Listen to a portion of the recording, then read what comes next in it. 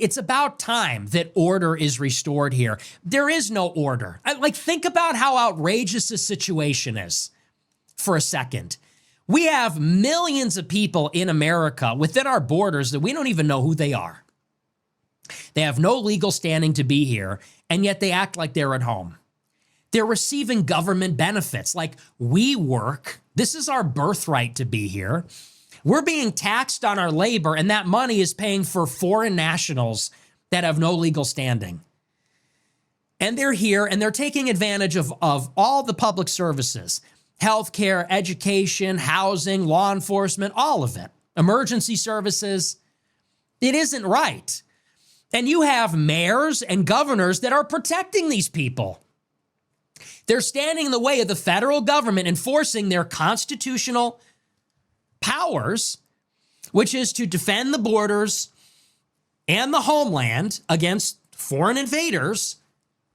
So what we really do have is sort of like a soft insurrection. You've got criminals are out of control, whether they're illegal immigrants, whether it's gangbangers that they turn them loose after they catch them. There was a big story about a black criminal that murdered a baby, and he got out after, 10 years? And they're protected by liberal state and local officials. It has to stop. And the reason that it goes on is that every time a Republican administration tries to break up the sanctuary cities or tries to go in and do something, you get the shitbag leftists that come out and protest. And these are the scum of the earth. These are anarchists. These are people with no jobs. These are straight up communists. They want the chaos. They want America to be a disgusting shithole.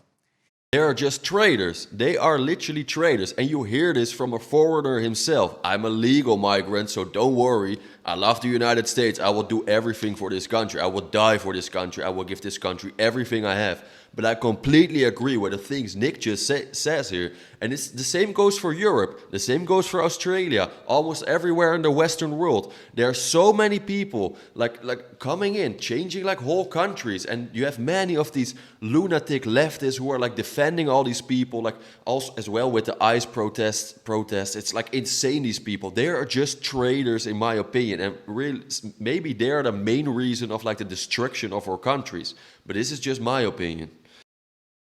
They want America to be a gross commune filled with disgusting, smelly people, trash, graffiti, the smell of weed, the stench of weed. They want that.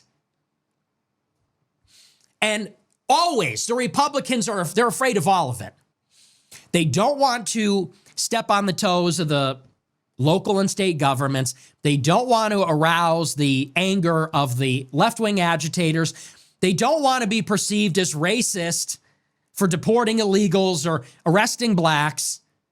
So we live in this hostage situation. Our country is being held hostage by a metric shit ton of the lowest common denominator of people that really belong in prison. So we do need a tyrant by definition. And by tyrant, I don't mean someone abusing their power. I don't mean a demagogue. I don't mean somebody that is a totalitarian dictator. I mean, we need someone that is going to sort of suspend the normal operating procedure to remedy this crisis. Because we need law enforcement. That's what the president is. The executive executes the laws, okay? The legislature writes the laws. The judicial interprets the laws. The executive executes the laws. That's where that comes from. He's the chief executive because he executes the laws on the books. Law enforcement is the president's job. But in my opinion, the president is not doing enough. Just look at our cities. They're complete shitholes now. And Trump is like, he is saying it's America first, but I feel like he's more busy with Iran, Israel, Ukraine, almost everywhere, but not the United States. And okay, it's fine that he is sending some ICE agents to like Chicago, arresting like 200 people a day, but then the same day, 2,000 people arrive again. So it's kind of useless. So I think Trump really needs to do a lot more because otherwise he will finish like his presidency and he didn't do anything for the United States. He's busy with the whole world, but not the United States. And I think he really needs to hurry up because he doesn't have a lot of time anymore. So Trump, I don't know what you're doing. Focus on the United States, please. So the president needs to intervene and temporarily bypass what is considered conventional or normal, maybe not necessarily illegally, but we are in a crisis. One president needs to get in the middle of it and say, look, we just can't tolerate 40 million people with no legal standing living in our country anymore and leeching off the public dole and taking advantage. We can't have left-wing agitators that hide their faces and use violence and intimidation and terror tactics to prevent law enforcement from doing its job. Like, we need to get in, really crack down on this stuff so that we can live in our cities. We need to take back control of the cities. It cannot be forfeited to lawlessness anymore. Here is the problem. Here's the rub. Is Trump the guy to do it? Is his administration competent? Are they able?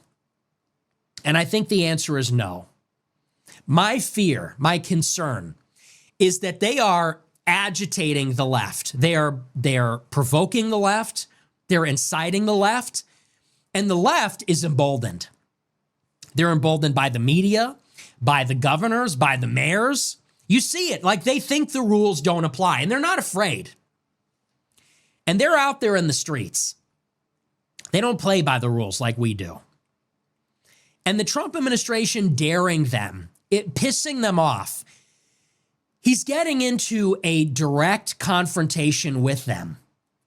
And if he is not willing to take it all the way and overwhelm them and decisively defeat them such that they are scattered, that the problematic ones are identified and arrested, if they're planning attacks on ICE, that's terrorism.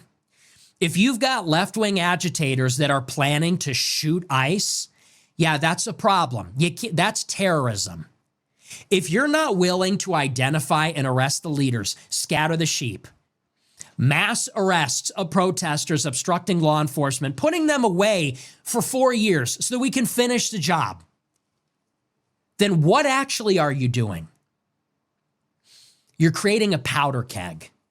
You're pissing off the other side, and you're just making things worse. That's my biggest concern. Because what politics really is on some level, it's this formula. How do you activate your side without activating the other side? How do you get your people energized? And how do you get your people engaged and willing to do activism? Carry out your agenda with popular support without getting the other side so pissed off that they rally in the streets and then they come back in the next election and they send you home. And I feel like this is happening more on the left side, like the extreme leftists, like these people, they are protesting the streets 24/7. They are like marching the streets. They are doing this kind of terrorist attacks on like ICE, for example, even on Donald Trump himself. Look what happened almost 2 times with him. He almost died. And the same goes for Charlie Kirk. Look what happened with Charlie Kirk. And then you have all these leftist people online celebrating. I feel like the leftist people are more vocal. They are more like openly like showing their support for like the destruction of the United States almost a little bit, in my opinion. But where is the right-wing people? Where are these people? I never see right-wing people marching the streets. I never see right-wing people like saying, oh, we really need to change some things. We really have to like change we need to make the city better again. I only see leftist people, like anarchist people, protesting the streets, marching the streets. Like, it's insane. Where are the right-wing people? Like, seriously, maybe they are like too nice. They're raised up well and they are like civilized people. But I feel like we have to see those people more as well, because otherwise it only looks like the left wing is like bigger and getting stronger. Meanwhile, the right wing people are getting like smaller and like less stronger. But I hope I'm wrong on this one. But seriously, where are the right wing people? Why are they not marching the streets sometimes peacefully? And I fear that what Trump is doing, all it's doing is activating the other side, while his own side may not even fully support what he's doing, while his own administration may not be organized and competent enough to see it through. And the question is, what happens in 2028 when the left is reorganized and they have fortified themselves and they found their messaging, and the right has J.D. Vance, who is a dork and who sucks, and the Democrats win in 28? They're going to come back with a vengeance. And the way that Trump has been operating, going after James Comey, going after Letitia Jackson, going after the illegals, like, in principle, I support it. Spiritually, I support it. But if you're not willing to actually deconstruct the left and make it so that they can't come back, like really disassemble their base of power and salt the earth so that it will take a generation for them to come back, then what really are you doing other than breathing oxygen into the fire? What are you doing other than pissing them off, militating, making them militarized and energizing them so that they can come back and say, you went after Comey and Letitia Jackson, now we are really coming after you. Your ICE thugs were punching and beating up left-wing agitators. Well, now we are going to arrest all the ICE agents. We're going to arrest all the right-wing podcasters, people like me. I really question if there's a plan here, because historically, this is what Trump does. It's like in his first term. Trump ran in 2016, pissed everybody off, and then everything just got worse. BLM raged and just terrorized everybody, and Trump didn't stop it. The media, the Silicon Valley, they ratcheted up the censorship, and Trump did nothing to stop it. Like, things actually got worse in his first term because of his lack of follow-through. And I wonder, with the strategy of tension, one way this can go is it creates a pretext for that kind of convention-breaking governance that can really restore order. People will have this wake-up moment when they say, wow, we really do have a problem here. We do, and we kind of have a very big problem here. And I feel like, sorry, but I don't trust Trump anymore. Like, I don't feel like he is gonna solve this anymore. Like, what did he do in the past year? He did almost nothing. Last year he did almost nothing. Like I said before, he's busy with almost everywhere, every country in the world, almost everyone, every prize in the world.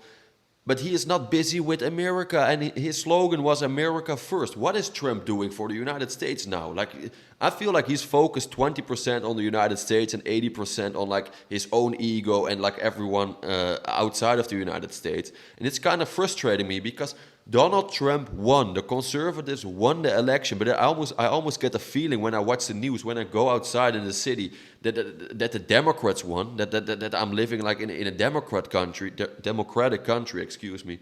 But this is completely the opposite, right? I thought, okay, Trump won. Now we're really gonna change this country. Now America will be great again. But I feel like it only became worse since Donald Trump became president. Why? Why? I had so much trust in him. I trusted him so much, but he's like, I'm so like, oh my God, like I wish he did his job better. He is not doing his job good. And excuse me, sorry for my English. I know it's not the best. I hope you get the point. But I'm 100% sure there's more people who exactly think like me, and they are like so unsatisfied with Donald Trump. Like they wish he did more, because he's not doing anything good for the country now. Like the United States is declining almost day after day. Like in the LA riots, when the illegal immigrants were rioting in LA and they were burning cop cars and terrorizing the city, a lot of people were saying, gee whiz, you know, this is not a good look. Like, this is proving Trump's point. And if you take that crisis and say, in response to the riots, we're coming in heavy and we're coming in hard and we're going to isolate the leadership of the opposition and disassemble them in the way that Biden did to the J6ers and make them neutralized, you know, then it could be a very good thing. But if Trump is not willing to do that, if he doesn't understand the enemy, if he's not willing to go all the way against the enemy, if he's going to chicken out, in other words, against Brandon Johnson and Pritzker and the federal judges, then all we're doing is pissing off the enemy and guaranteeing they're going to punch us back 1,000 times as hard, because that's what the left does. And Curtis Yarvin said something similar. He's been saying that, and I'm not his biggest fan. I don't really like him. But Yarvin sees the writing on the wall too, which is he's not coming in heavy or hard or fast enough, even just in these first 9 months, that would demonstrate a level of seriousness to show that he's really going to be this Caesar-like figure, a transformative figure that we're going to need to guarantee the right wing's ascendancy. A new right-wing realignment, new right-wing political order. It seems like he is just accelerating the swing of the pendulum, and that it's going to swing back to the left and punch us all in the face. That's the concern. Exactly. And this is exactly what I meant, what I tried to say before. Like, I'm so disappointed in Trump. I had so much faith in Trump. Like, I really supported Donald Trump, but day after day, I'm like losing my trust in him because he's not doing anything. He is not doing anything. He's busy with almost everything, but not with real problems in the United States. And that annoys me so much, and probably more people who are watching this. Because I see it. It's in my backyard. It's out here in Broadview, and it's chaos. Like, there's hundreds of protesters. They're ramming ICE cars. They're not afraid. And they have the backing of the governor, of the mayor, of the media. And if Trump is going to do this, hey, do it.